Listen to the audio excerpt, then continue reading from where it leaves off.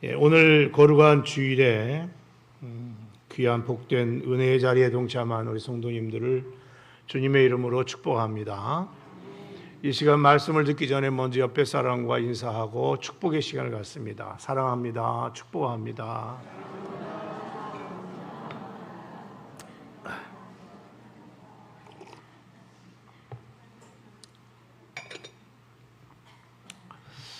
오늘은 특별히 빌립보서 2장에 있는 말씀을 가지고 여러분과 함께 은혜의 시간을 갖고자 합니다. 우리가 성경을 보거나 인류 역사를 살펴보게 되면은 하나님의 사람들이 이 땅을 살 때에 어떤 모습으로 살았는가를 찾아볼 수가 있습니다. 하나님의 사람들은 한결같이 당당하게 인생의 여러분 삶을 걸어갔습니다. 저들은 가진 것이 없어도 때로 많이 배우지 못했다 할지라도 자신이 처해 있는 상황과는 상관없이 이 세상을 살아갈 때에 당당하게 살았어요. 자존감을 가지고 살았어요. 자랑스러운 인생을 살았던 사람, 그들이 바로 하나님의 사람들의 모습이었습니다. 예를 들어서 여러분, 우리가 성경에서 찾아본다면 다니엘과 세 친구의 이야기를 찾아볼 수 있죠. 여러분, 이들이 바벨론의 포로로 끌려가서 여러분 타향살이를 살게 되었고 참 수치와 모욕을 받으며 살 수밖에 없었지만은 그럼에도 불구하고 그들은 이방 나라에서 하나님의 사람으로서 당당한 모습을 가지고 살았습니다. 왕의 금신상에 절하지 아니하면 풀무불 속에 집어넣겠다고 하는 명령이 떨어졌음에도 불구하고 맹렬히 타는 불무 가운데 던짐을 받게 되었지만은 저들은 왕 앞에서 당당했습니다. 그들은 왕 앞에서 이렇게 말했죠. 여러분, 다니엘 3장 17절 18절 우리 한번 다 같이 읽겠습니다. 시작.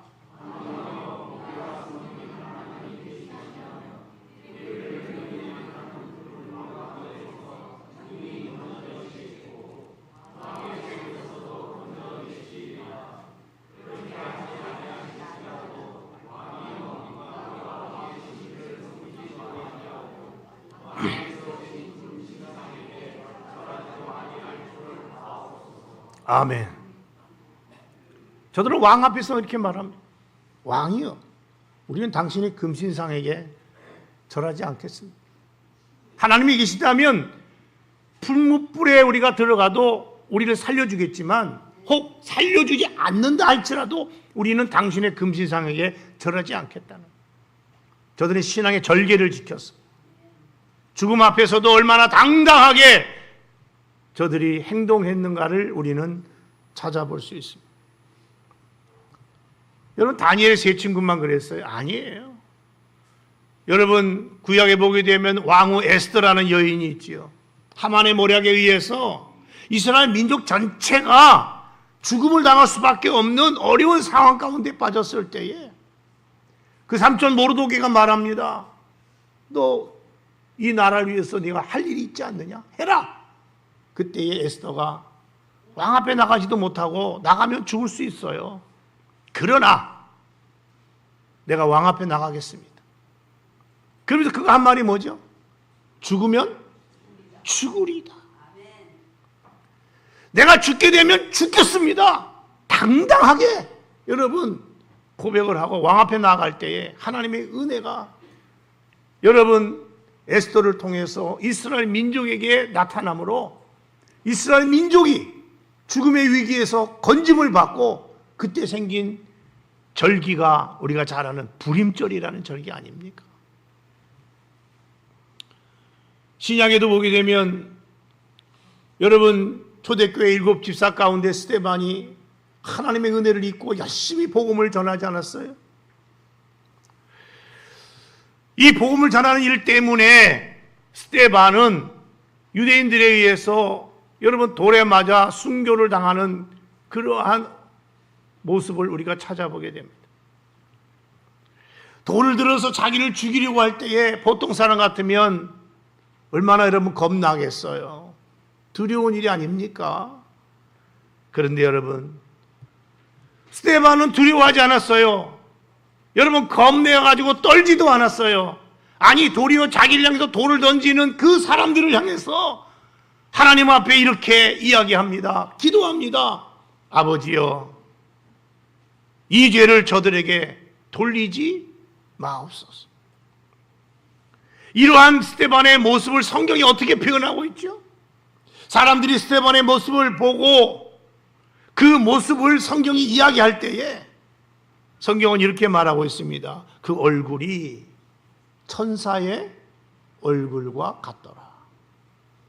여러분, 복음을 들고 당당하게 전하는 스데반의 얼굴이 사람들에게 비춰지는 모습은 천사의 얼굴처럼 보였다는 거예요. 두려워 떨면서 여러분 쩔쩔매고 찌질하게 사는 그런 모습이 아니었다는 거예요. 당당했다는 거죠.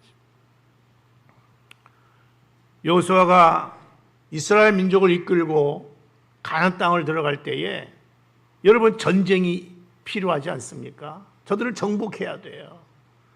전에는 모세 밑에서 편안하게 따라왔지만 이제는 자기가 지도자가 돼서 이스라엘 민족을 이끌고 여러분 가나안 정복 사업을 이루어야 되는데 얼마나 두려웠겠어요. 하나님께서 여호수아에게 말합니다. 여호수아야, 너 두려워하지 말아라. 너는 마음을 강하게 하고 담대히 해라. 내가 너와 함께 할 것이다. 나는 내 하나님이다. 할렐루야. 여러분, 하나님이 여호수아를 붙들어 주시고 여호수아로 하여금 당당하게 이스라엘 민족을 이끌고 가나안 정복 사업을 하라고 말씀하셨어요. 그 하나님께서 오늘 저와 여러분에게도 말씀합니다. 오늘을 사는 저와 여러분을 향해서도 찌질하게 살지 말고 어떻게 살아라? 마음을 강하게 하고 담대히 해라. 이 세상을 살아갈 때 하나님의 사람으로서 당당한 자존감을 가지고 떳떳하게 살아가라. 저는 여러분 모두가 그렇게 살아가기를 주의 이름으로 축원합니다. 저는 오늘 인생을 정말 당당하게 살았던 한 사람을 여러분에게 소개하려고 그래요. 그 사람은 그 이름이 뭐냐면 사도 바울이에요. 여러분, 이 바울이라는 사람은 인생을 정말로 당당하게 살았던 사람이에요. 그가 예수님을 만난 이후에 그는 결혼도 하지 아니하고 허구한 날 복음 때문에 매도 맞고 감옥에도 갇히고 가는 곳마다 핍박을 받고 정말 그 모습을 보면 가진 게 아무것도 없는 그런 자로 인생을 살았던 사람이 이 사도 바울이라는 사람이었어요. 그런데 여러분, 그가 고린도 교인들을 향해서 편지를 쓸 때에 그는 자기 자신에 대해서 이렇게 소개하고 있어요. 여러분, 고린도후서 6장 10절을 다 같이 한번 읽겠습니다. 시작.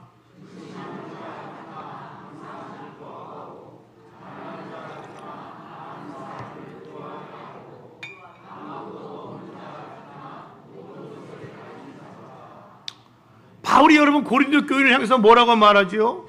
너희들이 볼 때 내가 근심하는 것 같지? 아니야, 난 항상 기뻐하며 살고 있어. 내가 볼 땐 아직 난 아무것도 없이 가난한 자 같으나 나는 많은 사람을 부유하게 하는 사람이야. 나는 아무것도 가진 것 없지만 모든 것을 가진 자야. 할렐루야. 그는 자기 자신에 대해서 비굴하게 여러분 거지 근성을 가지고 살지 않았어요. 얼마나 당당하게 하나님의 사람으로 여러분 자신의 삶을 걸어갔는지 몰라요. 우리가 바울을 보게 되면 그가 후에 아그리파 왕과 베스토 총독 앞에서 죄수의 신분으로 신문을 받을 때가 있었어요. 그때도 그가 얼마나 당당했는지 몰라요. 사도행전 26장 29절을 다 같이 한번 읽겠습니다. 시작.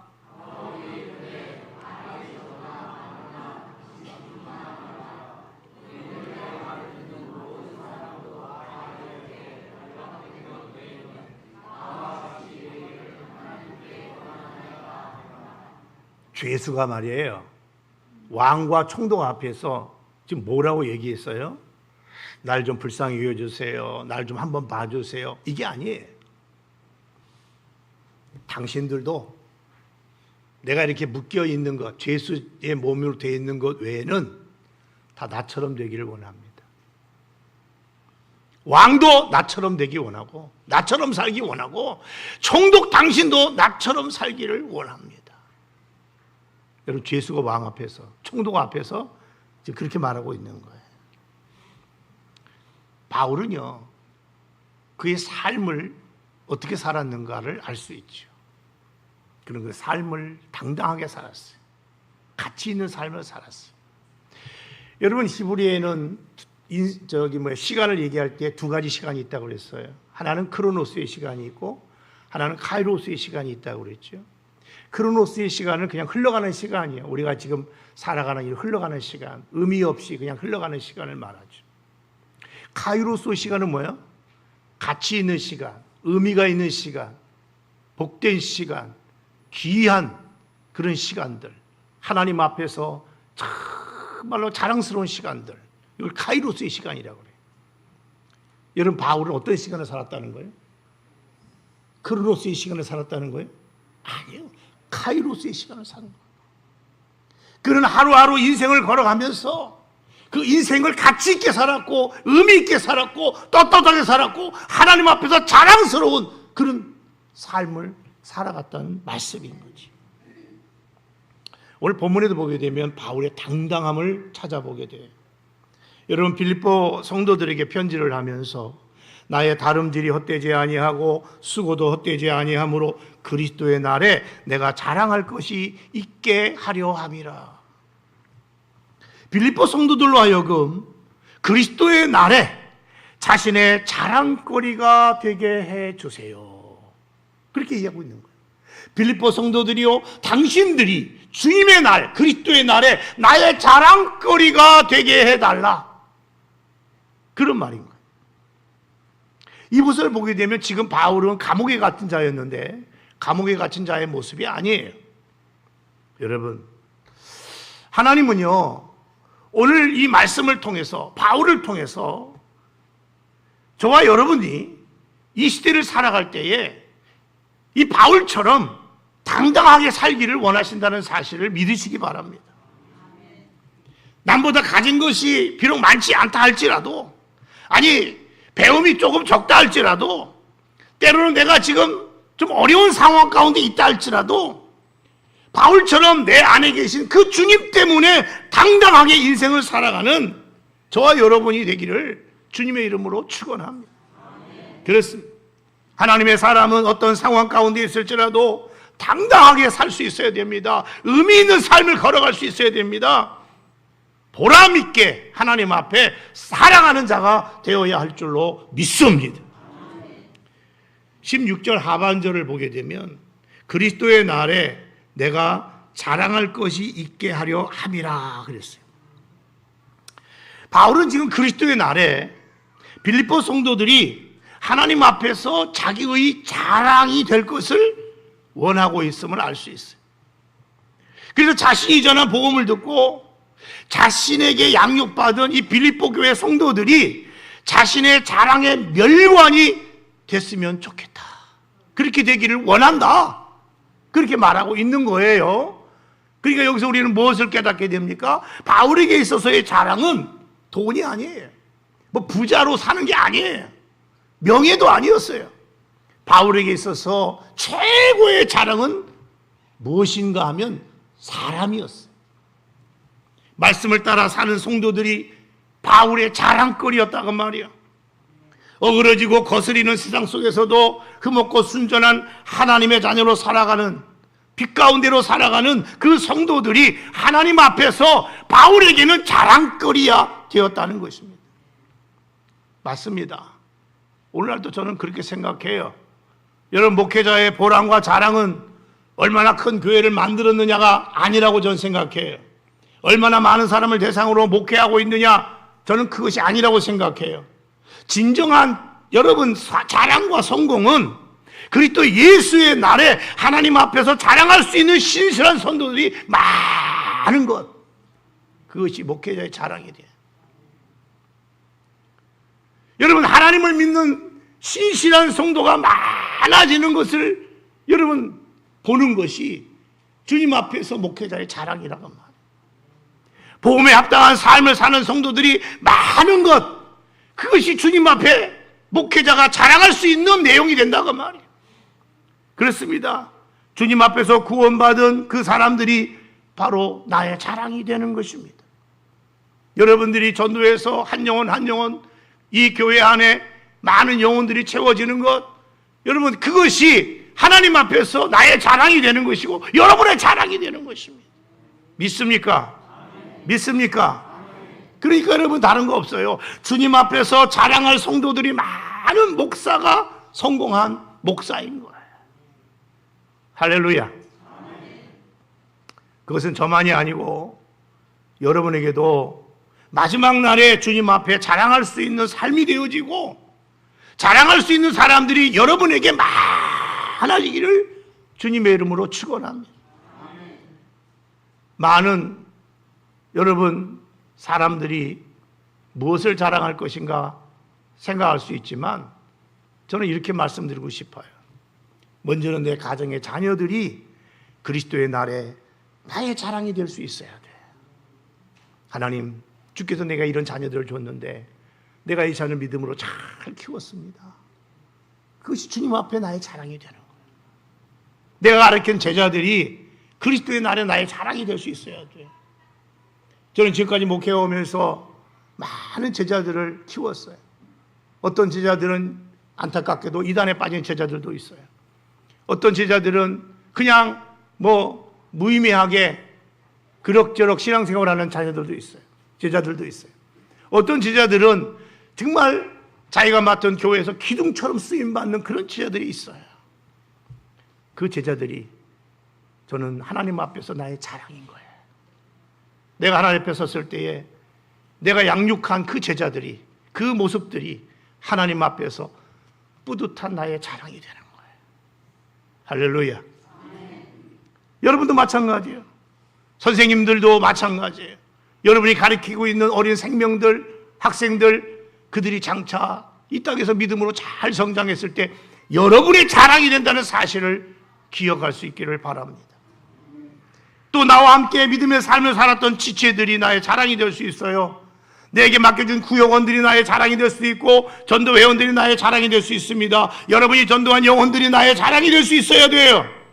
저는 바라기는 여러분 한 사람 한 사람이 오늘 이 말씀을 들을 때에 하나님 앞에 섰을 때에 자랑할 것이 있는 성도가 다 되시기를 주님의 이름으로 축원합니다. 오늘 본문에 보게 되면 사도 바울은 그리스도의 날에 이 빌립보 성도들이 자신의 자랑이 될 것을 부탁을 하면서 이런 말씀을 했어요. 생명의 말씀을 밝혀달라고 말하고 있어요. 여러분 16절을 다 같이 한번 읽겠습니다. 시작.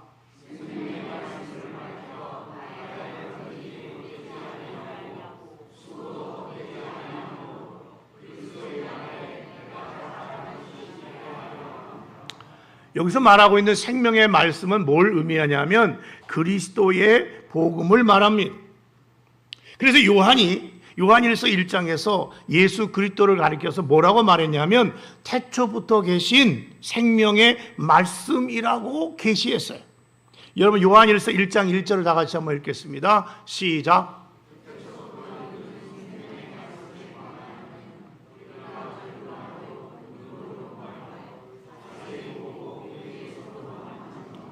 지금 요한일서에 보게 되면 요한이 뭐라고 말하냐면 이 땅에 오신 예수 그리스도를 뭐라고 묘사하고 있냐면 생명의 말씀으로 묘사하고 있어요.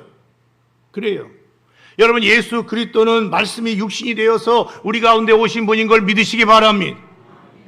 그러므로 예수 그리스도는 생명의 말씀이에요. 여러분 예수님 자신이 생명의 말씀이기 때문에 예수님이 하신 말씀이 곧 영이요 생명이 되는 거예요. 그래서 예수님께서는 자신의 입에서 나오는 말씀을 뭐라고 말씀했느냐? 생명이라고 말씀하셨어요. 여러분 요한복음 6장 63절을 다 같이 읽겠습니다. 시작.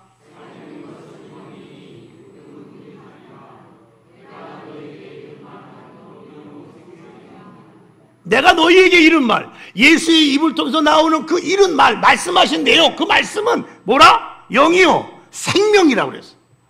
여러분, 예수님 자신이 생명의 말씀이기 때문에 예수의 입에서 나오는 그 말씀이 뭐라는 거예요? 생명이라는 거예요. 말씀이 곧 생명이라는 거예요.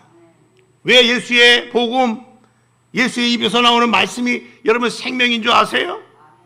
그것은 그 말씀이 영적으로 죽어 있는 자들에게 생명을 가져다 주기 때문에 그렇습니다.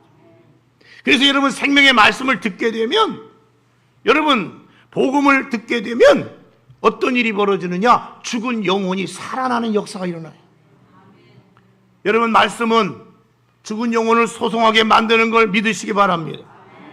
예수님께서 나사로의 무덤의 앞에서 뭐라고 말씀하셨지요? 나사로야, 나오너라. 이 말씀을 들은 나사로가 여러분 어떤 모습으로 여러분 그 굴에서 나왔지요? 여러분 온몸을 동인채로 죽은 나사로가 살아서 나왔던 것을 성경이 증거하고 있어요. 하나님의 영광이 나타난 것이죠.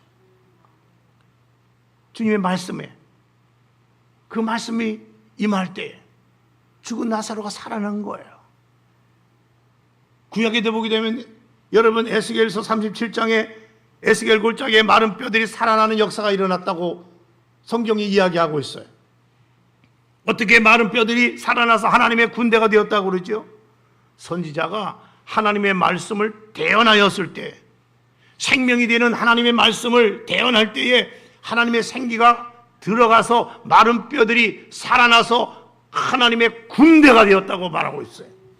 에스겔 37장 10절을 우리 다 같이 읽겠습니다. 시작.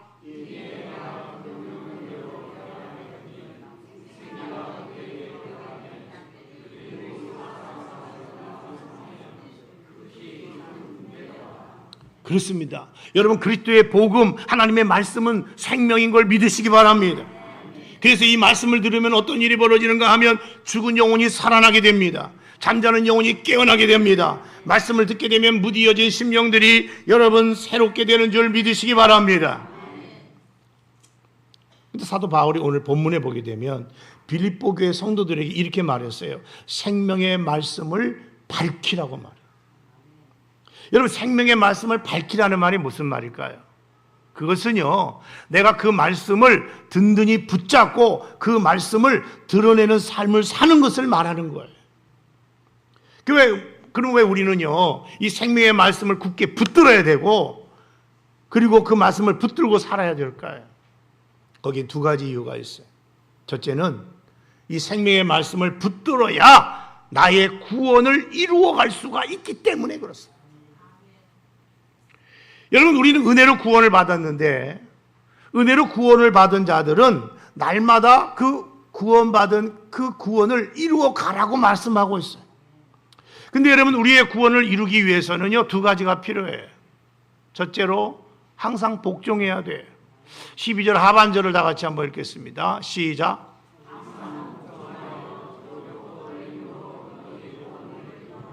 너희 구원을 이루는데 어떻게 이루라? 항상 복종하여 그랬어요.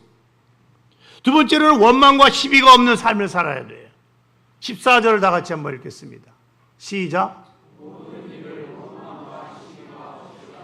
너희 구원을 이루라고 하면서 뭐라고 말하냐면 너희들은 그러므로 원망과 시비가 없는 그런 삶을 살아야 된다고 말하고 있어요. 그래서 여러분, 우리가 구원을 이루기 위해서는 하나님의 말씀을 붙들어야 돼요. 우리 옆에 사람에게 이렇게 말합시다. 하나님의 말씀을 붙들고 삽시다. 이거 우리 알아야 될 것이 하나 있는데, 여러분, 말씀을 붙들지 않고는 누구도 복종하는 삶을 살 수가 없어요. 왜 그런지 아세요? 하나님의 말씀은요, 상식적으로 이해가 되지 않는 말씀이기 때문에 그렇습니다. 상식적으로 이해가 되지 않는 말씀 앞에서 우리가 어떻게 여러분 쉽게 복종할 수가 있겠어요? 그러므로 말씀을 내가 완전히 믿고 붙들지 않고는 복종할 수가 없는 거예요. 우리가 여러분 누가복음을 보면 베드로가 여러분 밤이 맞도록 고기를 잡았는데 한 마리도 못 잡았다고 했잖아요. 그물을 씻고 집으로 돌아가러 갈 때 예수님이 나타나셔서 베드로에게 말씀하시고 난 후에 배를 저 깊은 데로 가져가서 그물을 내리라고 그랬어요. 베드로 입장에서는 여러분 갈릴리 바다를 누구도 잘 아는 베테랑 어부 아닙니까? 깊은 곳에 그물 던져봤자 헛수고예요. 이론적으로, 상식적으로, 경험적으로 이건 맞지가 않은 거예요. 근데 베드로가 뭐라 그러죠? 내가 밤이 맞도록 수고하여 얻은 것이 없지만은 말씀에 의지하여 내가 그물을 내리리이다. 여러분, 베드로가 그물을 내릴 수 있었던 것은 그 주님의 말씀을 의지했기 때문이었어요. 오늘도 마찬가지예요. 우리가 항상 복종하는 삶을 살기 위해서는 다른 거 없어요. 그 말씀을 붙들어야 돼요. 여러분, 생명의 말씀을 붙들지 않고 우리가 어떻게 원망하지 않고 감사하는 삶을 살 수가 있다고 생각하십니까? 우리가 성경에 보게 되면 여러분, 여호수아와 갈렙은요 이 약속의 말씀을 붙들었기 때문에 가나안 정복하는 일에 있어서 원망하지 아니하고 마침내 가나안 땅에 들어갔다고 그랬어요. 그러나 여러분, 이스라엘 백성들은 어땠죠? 10명의 정탐꾼의 보고를 듣고 나서 그들은 하나님의 약속의 말씀이 있었음에도 붙들지 않았어요. 하나님의 약속의 말씀을 붙들지 아니하고 자신들이 처해 있는 환경과 처지만 바라보다가 하나님을 원망하고 불평하다가 결국 어떻게 됩니까? 가나안 땅에 한 사람도 들어가지 못하고 다 광야에 엎드러져 죽고 말았다고 성경은 말하고 있지 않습니까? 말씀을 붙들어야 내가 이해되지 않는 상황 속에서도 순종할 수가 있는 것이고, 하나님의 그 말씀을 붙들어야 우리가 어떤 상황 속에서도 원망하지 아니하고 감사할 수 있게 되는 줄을 믿습니다. 그러므로 여러분, 하나님의 사람은 날마다 하나님의 말씀을 붙들어야 됩니다.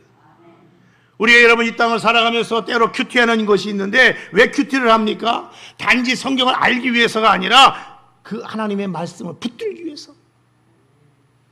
우리가 새벽 예배를 드리면서 말씀을 듣는 이유가 뭐지요?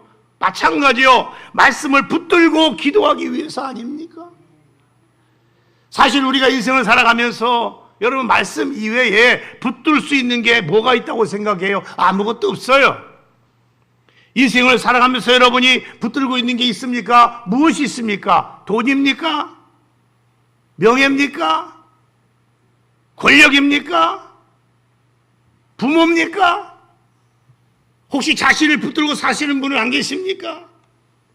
근데 여러분, 이런 것들은 언젠간 다 사라지게 돼 있어요.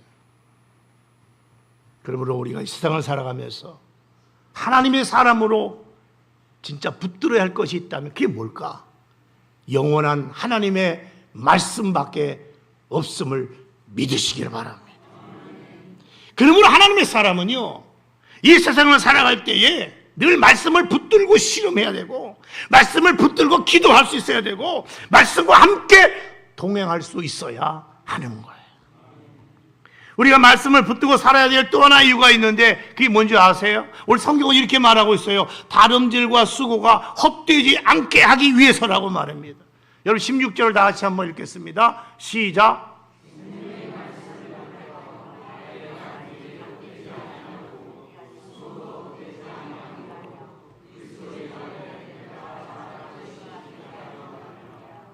우리가 성경을 보게 되면 사도 바울은요, 주님을 만난 이후부터 그는 달려가는 인생을 살아왔어요. 끊임없이 달렸어요.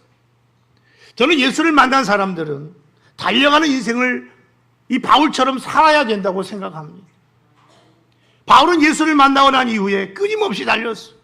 안디옥에서 구브로로, 구브로에서 더베로, 더베에서 루스드라로, 빌립보로, 데살로니가로, 아데노로, 고린도로, 에베소로, 예루살렘, 로마까지 그는 끊임없이 복음을 들고 달려가는 인생을 살았어요. 여러분, 바울이 저런 끊임없이 복음을 들고 사명을 감당하면서 달려갈 수 있었던 비결이 여러분 뭐라고 생각하십니까? 저는 한마디로 이렇게 말씀드리고 싶어요. 그가 약속의 말씀을 붙들었기 때문이다. 주님이 주신 그 약속의 말씀을 붙들었기 때문에 그 말씀과 함께 그는 끊임없이 달려가는 인생을 살 수 있었다는 거죠. 뿐만 아니라 이 복음을 위해서 말로 다 할 수 없는 수고를 했다고 그는 이야기하고 있어요. 그는 자신의 말처럼 수고를 넘치도록 했는데 40에서 하나 가마매를 5번 맞았다고 그랬고 3번 태장으로 맞았다고 그랬고 3번 파손도 했고 여러 번 자지도 못하고 줄이며 목마르고 여러 번 굶기도 했고 춥고 헐벗은 수고를 했다고 고백하였습니다. 바울이 이와 같이 끊임없이 복음을 위해 달리고 수고하는 삶을 살 수 있었던 비결은 바로 그가 약속의 그 말씀을 붙들고 살았기 때문이었습니다. 만약에 바울이 말씀을 붙들지 않았다면 바울도 유대인처럼 타협했을 것입니다. 그러나 바울은 말씀을 붙들었어요. 말씀을 붙들었기 때문에 그는 달려가는 인생을 살 수 있었고 수고의 삶을 살았지만 그 달려간 모든 수고와 삶이 헛되지 않게 된 것입니다. 여러분, 생명의 말씀을 붙들지 않으면 누구도 그리스도를 위하여 사는 삶을 살 수가 없습니다. 누구도 생명의 말씀을 붙들지 않으면 희생적 수고를 감당할 수 없습니다. 그러므로 지금 바울은 말합니다. 빌립보 성도들에게 이 생명의 말씀을 붙들고 복음의 확신 가운데 살아가면서 너희들이 그렇게 삶으로 인하여서 나의 다름질과 수고가 헛되지 않게 달라고 빌립보 교회 성도들을 향해서 여러분 부탁을 하고 있는 거예요. 저도 여러분에게 부탁하고 싶어요.